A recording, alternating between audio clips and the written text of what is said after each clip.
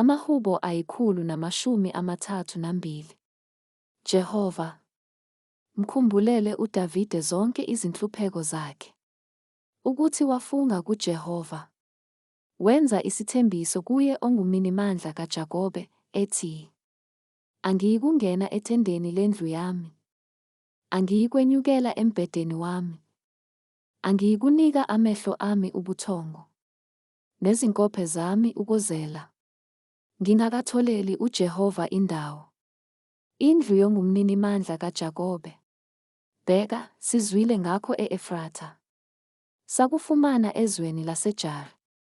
Masingene endlini yakhe, sikhuleke ngasesenabelweni sezinyawo zakhe. Vuka, Jehova, uye ekuphumuleni kwakho, wena nomphongolo wamandla akho. Abapristi bakho mabembeswe ukulunga, abangcwele bakho bethabe. Ngenxa yenceku yakho uDavide, mawungaphenduli ubuso bogcotshiweyo wakho. UJehova ufungile kuDavide ngeqiniso. Akabuyi kukho, ethi, owenzalo yomzimba wakho, ngiyakumbeka esihlalweni sakho sobukhosi.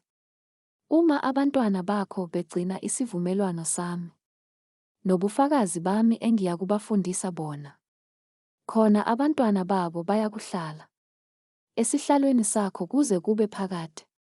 Ngokuba uJehova ukhethile iSiyoni, ulithandile libe yindawo yakhe yokuhlala, yona ingeyokuphumula kwami kuze kube phakade.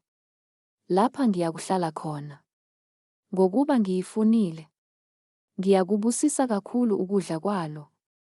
Abampofu balo ngiyakubasuthisa ngesinkwa, abapristi balo ngiyakubembesa insindiso. Abangcwele balo bayakumemeza nokumemeza ngenjabulo.